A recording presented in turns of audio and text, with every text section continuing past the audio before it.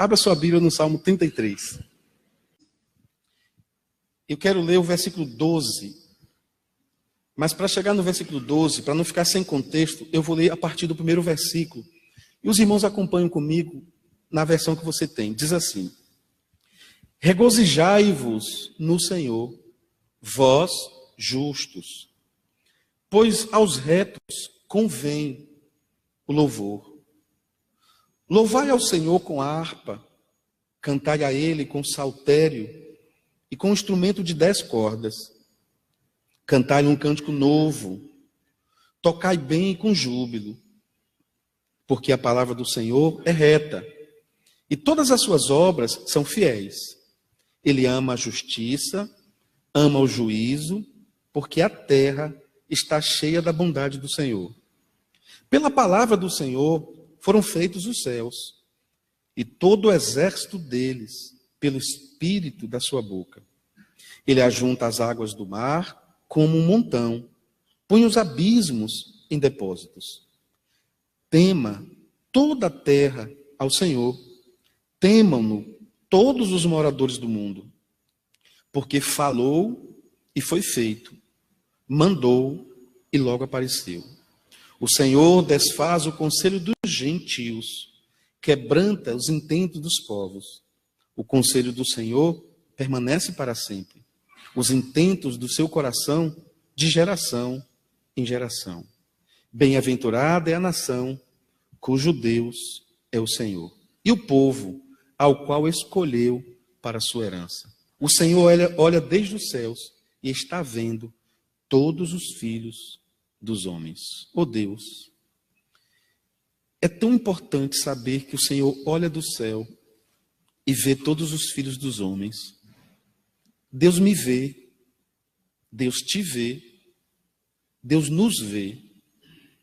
E Ele nos vê como filhos de homens, filhos dos homens que receberam a transformação do Filho de Deus, filhos dos homens que devem se comportar na sua civilização como filhos de Deus, filhos dos homens que entendem que são moradores de 2 pátrias, uma pátria com uma civilização na terra e uma pátria com uma civilização do céu. Que o Espírito Santo, conduzindo a nossa vida no dia a dia, tenha a liberdade de falar conosco e de nos direcionar para que ajudemos outras pessoas, uma vez que já a temos, a encontrar a verdadeira liberdade, a liberdade que independe do grito de Dom Pedro, a liberdade que depende do sacrifício que Jesus fez na cruz do Calvário. Portanto, Senhor, que a nossa independência seja um quebrantamento para dizer: Senhor, eu posso ser independente, eu sou independente, mas eu prefiro depender do Senhor, porque o Senhor é o meu pastor e nada me faltará. Em nome de Jesus. Amém. É muito importante termos a liberdade. Na verdade, talvez das coisas que o ser humano necessita, a liberdade é, principalmente falando, a mais necessária. Isso, inclusive, está na nossa Constituição, a liberdade de ir e de vir. Ter liberdade é a capacidade que o ser humano tem de poder escolher. Você imagine alguém que está cerceado da sua liberdade, está condicionado a viver num espaço, atrás de algumas grades, de alguns lugares. E o que nós vamos perceber é que na estrutura do ser humano, independente da estrutura espiritual, uma pessoa sem a sua liberdade, ela não é uma pessoa feliz. E uma pessoa feliz, ela precisa de liberdade. Agora, todo ser humano só descobre o que é liberdade, que necessita de liberdade, se ele descobrir o seu processo de escravidão, o seu processo de prisão. Por exemplo, se um ser humano não entender que a mentira é uma prisão, ele nunca vai buscar a liberdade da mentira. Se uma pessoa não descobrir que masturbação é uma prisão, ele nunca vai buscar liberdade. Se uma pessoa não descobrir que compulsividade, em quaisquer que sejam as áreas da sua vida, inclusive na financeira, se ele não descobrir que isso é uma prisão, ele não vai desejar liberdade. Se uma pessoa não descobrir que fazer acepção de pessoas e não gostar de quem tem a pele de determinada cor, porque você pode ter um gueto de pessoas com a pele escura e achar que quem tem a pele mais clara é metido. Ou você pode ter um grupo seleto de pessoas com a pele clara e achar que quem tem a pele escura é metida. E se a pessoa não entender que isso é uma prisão, ele jamais vai buscar a liberdade. Se uma pessoa não descobrir que a confiança dela, mesmo como cristão, está num partido ideologicamente falando político, ou num determinado carisma de um candidato, se ele não descobrir que isto é uma prisão, ele jamais vai buscar liberdade. Por quê? Primeiro porque o cristão, a Bíblia diz que o cristão, a confiança do cristão não está nas pessoas. Salmo 133 é uma declaração forte do que é comunhão. Mas muitos salmos vão dizer, por exemplo, melhor é confiar no Senhor do que confiar nos homens. É melhor confiar no Senhor do que confiar nos príncipes. E uma nação, e essa nação que a Bíblia começa a falar, não é a nação Brasil.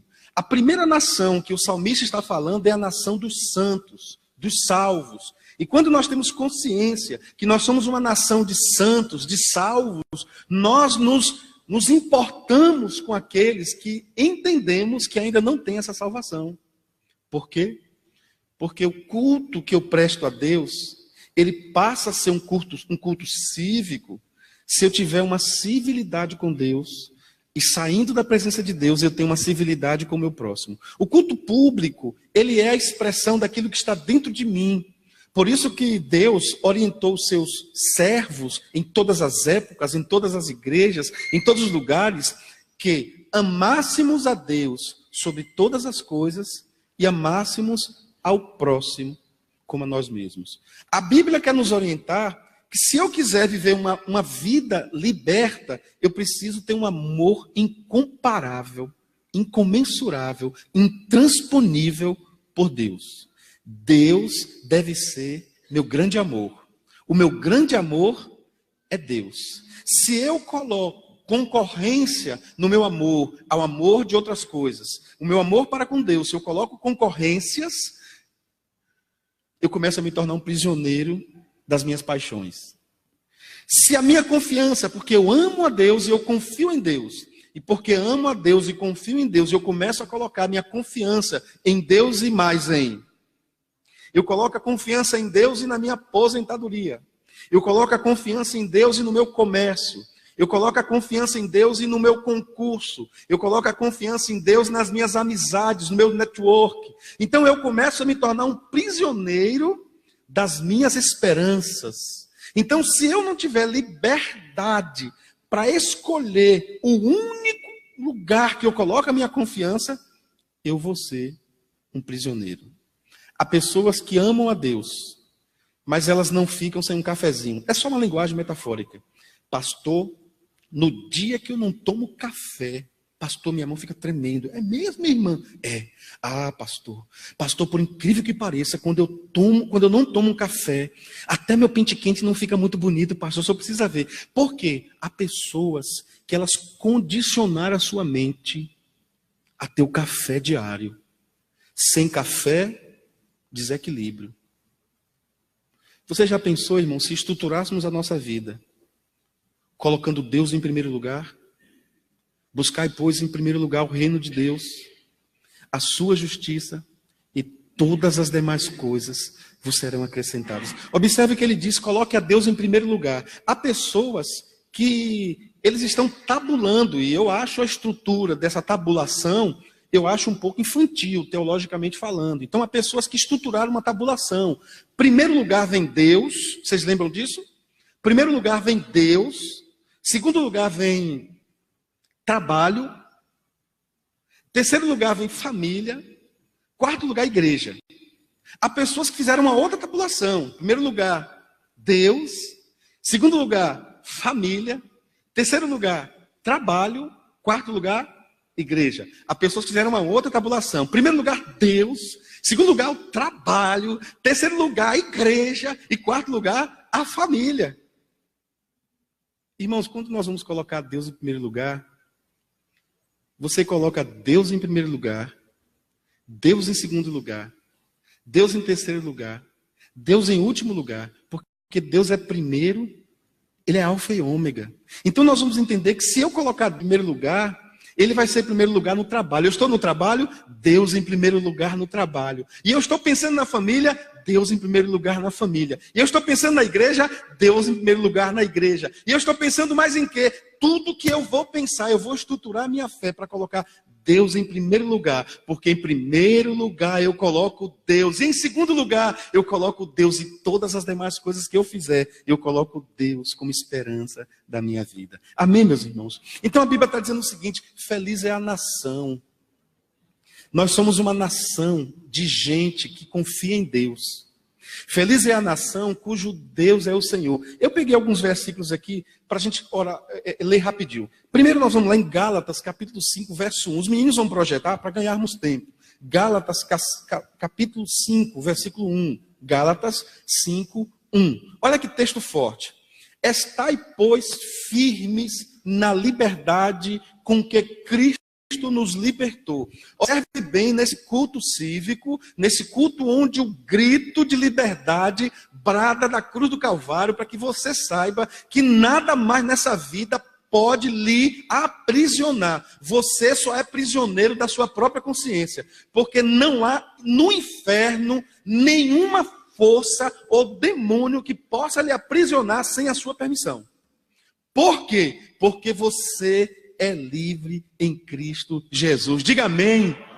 Eu sou livre em Cristo Jesus. Aleluia. Liberdade. Então ele diz: estai, pois, firmes na liberdade com que Cristo nos libertou. E não, tome cuidado, não torneis a colocar debaixo, não se permita mais isso, a ficar debaixo do jugo da escravidão. Pense bem no que a Bíblia está querendo dizer. Você tinha um vício, por exemplo, outrora. Você recebeu Cristo e você vai perceber que esse vício vai continuar rondando a sua vida. Ele continua rondando. Vamos pensar aqui num vício que você tinha. Qualquer que seja ele fica rondando, ele fica rondando. Aí o que acontece? Como o vício sabe que nos momentos de fragilidade, especialmente nas fragilidades emocionais do ser humano, o vício sabe que naquele momento você fica assim: ai meu Deus. Aí ele encosta. Irmãos, eu estou num processo de desintoxicação de refrigerante. 6 meses sem refrigerante. Minha esposa vai fazer 6 anos. E hoje, saímos do culto, uma irmã nossa fez 80 anos. Irmã Nadir, que é amanhã. A irmã fez um almoço com sua família, estávamos lá. Bode frito, feijão, salada, e vamos embora. Daqui a pouco, irmãos, uma garrafa de uma coca, gelada, escorregando. E ela olhava para mim e dizia bem assim: pode ir, vem quente que eu estou, gelada. E eu olhei para ela, meu paladar pedia coca. Você acredita? Meu paladar pedia. Eu disse para mim mesmo: eu não vou tomar coca. E depois eu comecei a criar estrutura de raciocínio. Eu disse: espera aí, mas eu também não posso ser tão radical. Posso tomar só um golinho? E aí pensei comigo: vou tomar só um golinho. Mas depois eu pensei: se eu tomar um golinho, depois eu vou tomar um golão.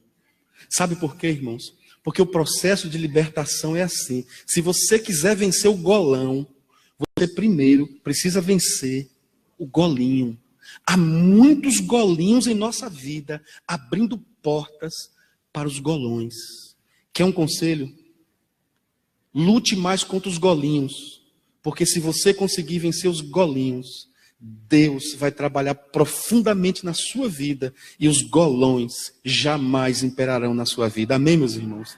Então não se coloque mais debaixo do jugo da escravidão. Essa liberdade que ora nós recebemos via um exército, ora por um processo de uma nova constituição, tudo isso é sociológico, é importante, mas a maior liberdade cívica e espiritual que nós recebemos foi quando Jesus, na cruz do Calvário, disse: tetelestai, está consumado, a partir de agora, a dívida que vocês tinham está rasgado, eu paguei a dívida na cruz do Calvário, louvado seja o nome do Senhor.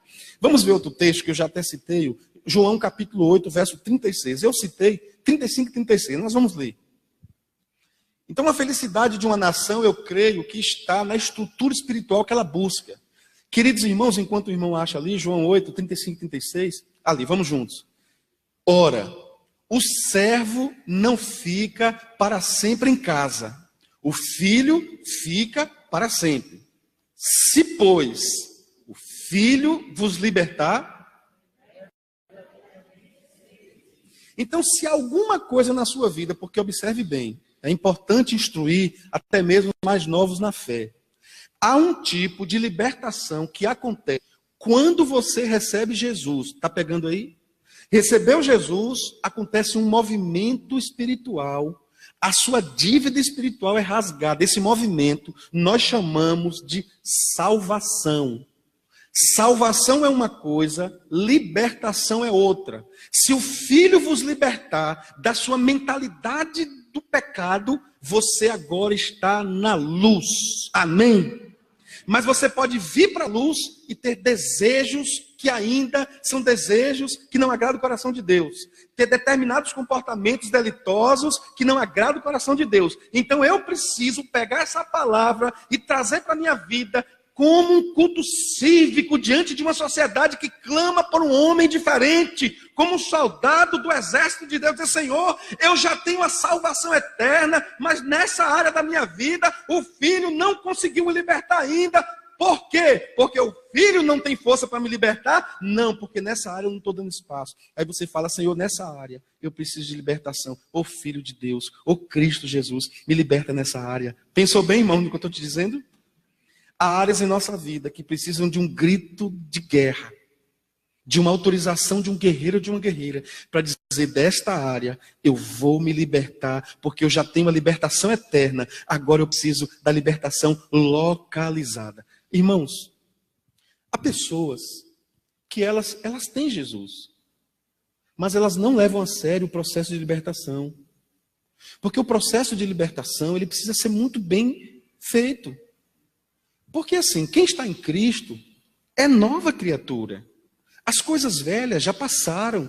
Eis que tudo se fez novo. O problema é que pessoas têm alguns pecados de estimação. Eles carregam alguns pecados, eles se batizam, e quando eles descem do batistério, eles carregam no seu bolso alguns pecados. Por exemplo, há crentes que eles têm uma mentirinha assim, que eles chamam até de mentirinha de determinada cor. Há crentes que eles são assim pessoas maravilhosas, mas assim, se ele puder falar mal do outro, tranquilo. Está faltando libertação nessa área. Irmãos, há crentes que assim, de vez em quando, eles vão lá e eles ficam assistindo vídeo pornográfico. Assim, eles não são tocados pelo Espírito Santo. Eles assistem um filme pornográfico como se estivesse assistindo, assim, um filme evangélico.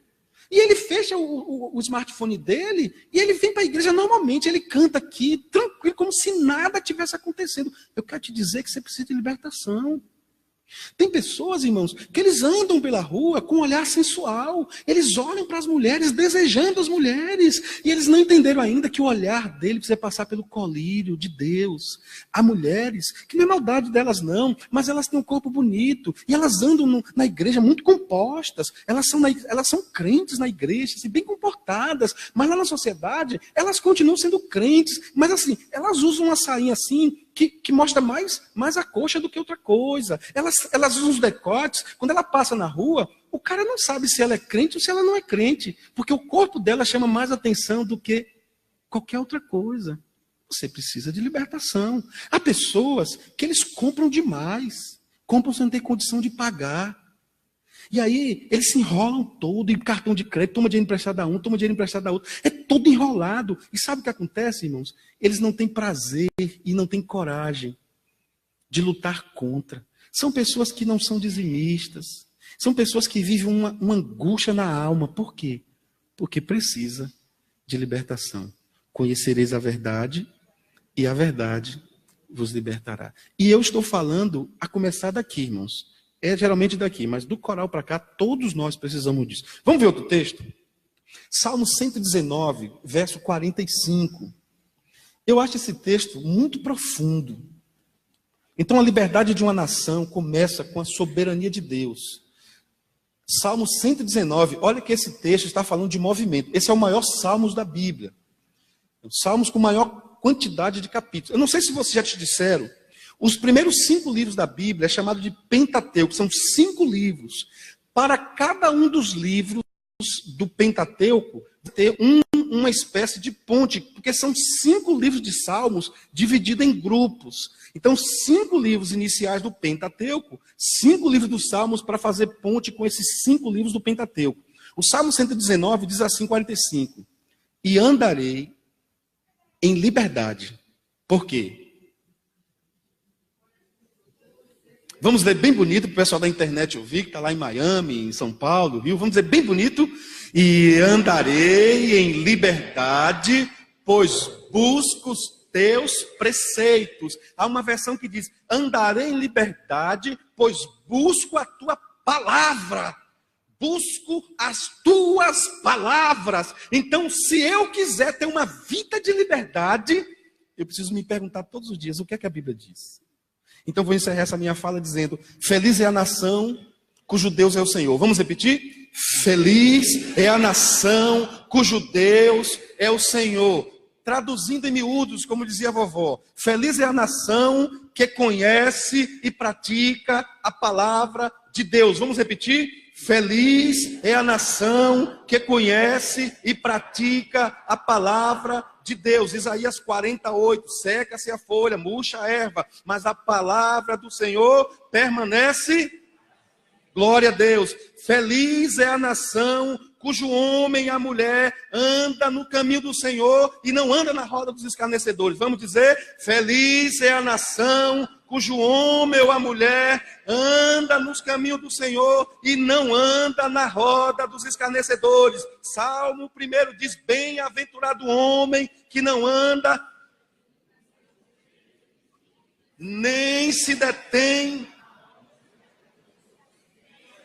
na roda dos escarnecedores. Louvado seja Deus. Feliz é a nação cujo povo anda na luz. Vamos dizer, feliz é a nação. Isaías 9:2 diz que o povo que andava nas trevas agora anda na luz. Aleluia! O povo que andava nas trevas agora anda na luz. Não adianta, irmãos, cantarmos brava gente brasileira se não formos bravos cristãos que dizem não à nossa carne. Feliz é a nação que atende aos conselhos do Senhor.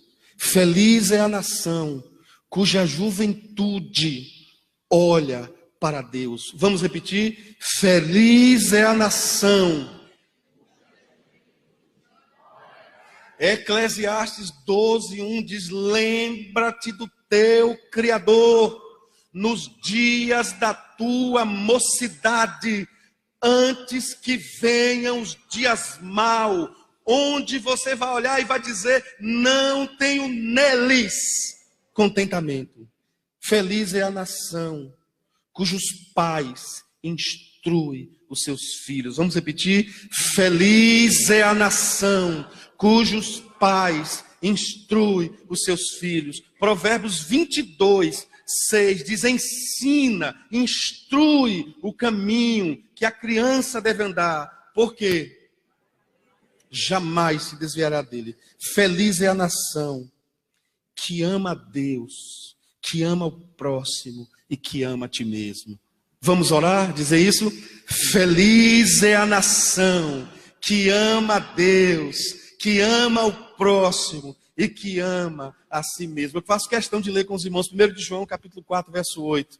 Eu sei que todos conhecem de cor, que diz que aquele que não ama não conhece a Deus, porque Deus é amor. Nós vamos ler juntos. Vamos ficar em pé, meus irmãos? 1 de João,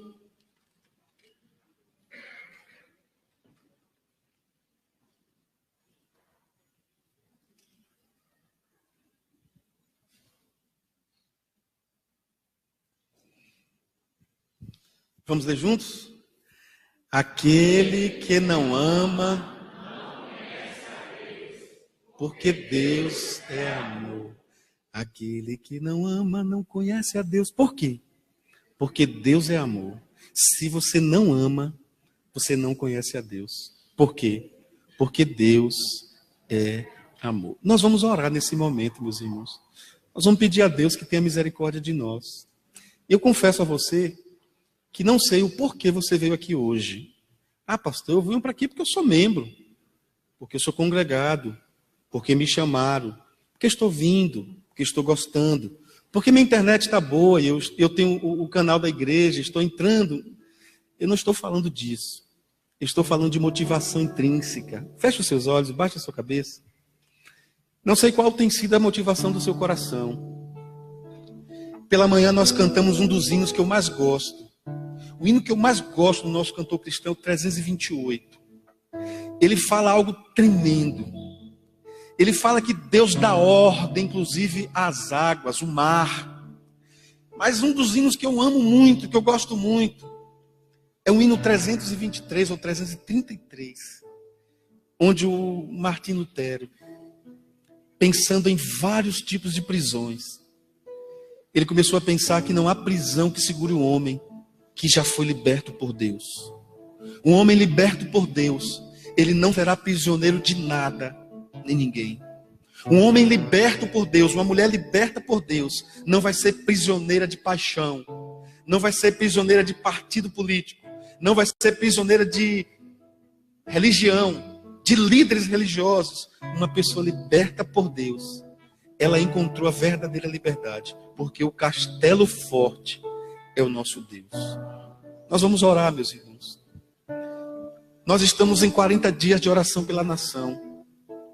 Nós estamos vivendo as vésperas de um congresso em nossa igreja, discipulado, multiplique, onde nós estamos passando os valores do reino de Deus para que mais pessoas sejam ferramentadas, para que mais pessoas encontrem o carinho, o cuidado, o zelo e a salvação que está em Cristo Jesus. Senhor, nós já fomos salvos pelo Senhor. Nós somos o povo que recebeu a salvação. Há muitos irmãos que eles têm o Deus que salva, mas eles não são servos de Deus. Porque se Jesus é o meu Salvador, Ele quer ser o meu Senhor. E quando nós olhamos para uma nação que está sendo aprisionada por homens, quando olhamos para uma nação aprisionada por drogas, por corrupção, por vanglória, por sentimentos ególatras, Mamon, o Deus do dinheiro, tem tomado conta da mente, do coração, das estruturas do Brasil. E nós estamos, ó Deus, muitas vezes achando que quem vai resolver o nosso problema é o candidato tal. Ô Senhor, lé do engano, porque o homem é falho. E a estrutura do nosso país, a corrupção nessa estrutura, ela já está institucionalizada. Quando a Croácia, quando o Canadá, eles passaram pelos piores momentos daquelas nações, eles descobriram que para varrer o pecado entranhado, só alguém que pode visitar as estruturas. E o Canadá vive um avivamento, o país com a melhor qualidade de vida do mundo. Por quê? Porque é um país que notadamente resolveu colocar Jesus como Senhor da nação. Feliz é a nação cujo Deus é o Senhor. Muitas pessoas pensam que o Brasil vai melhorar quando um candidato evangélico for o presidente. Talvez, Senhor, piore. Porque se for evangélico e não tiver capacidade, não tiver firmeza, não tiver fruto do Espírito na vida, talvez seja uma vergonha nacional. Senhor, eu não peço A, B ou C. Eu peço, começa a trabalhar em mim, Senhor. Começa a trabalhar em nossa igreja. Começa a trabalhar com os meus ouvintes. Começa a trabalhar com as pessoas de boa vontade. Começa a trabalhar com aquelas pessoas que entendem que ter uma civilização melhor, viver uma vida cívica melhor, é viver uma vida civilizada. Uma vida de partilha. Uma vida de justiça social. Uma vida que eu não penso mais em mim em primeiro lugar. Uma vida sem acúmulos. Uma vida sem amontoados. Uma vida onde eu pare para pensar e reflita. Eu não vou levar nada dessa terra. Oh Deus. Basta o país dizer que vai ter greve dos caminhoneiros. Que as pessoas querem encher os seus tanques. Quem ficar sem gasolina que se vire. Eu quero um país, Senhor, onde as pessoas numa greve de caminhoneiros digam assim: vamos dividir 2 litros para cada um. E ninguém vai ficar sem nada até que mude essa situação. Eu sonho com um país onde não precisa de greve. Eu sonho de um país, ó Deus, onde uma catástrofe, como aconteceu no Rio de Janeiro, como aconteceu lá em Florianópolis, as pessoas estavam pegando água suja e vendendo como água limpa. Enquanto na França, enquanto no Canadá, 2 tragédias que tiveram, as pessoas estavam abrindo seus comércios e doando a sua água, porque eles descobriram que melhor coisa é dar do que receber. Portanto, meu Senhor, eu não quero que comece em Brasília, não. Brasília está muito longe de mim. Eu quero que comece no meu coração. Porque se o meu coração mudar, Senhor, quem encostar em mim vai ver um coração diferente, vai ver uma vida diferente. E é impossível viver a vida de Deus e não impactar as outras. É impossível ser cheia de Deus e não tocar na alma de quem está vazio de Deus. Porque quem está cheio de Deus atrai quem está vazio de Deus. E quem está cheio de Deus termina enchendo quem está vazio de Deus.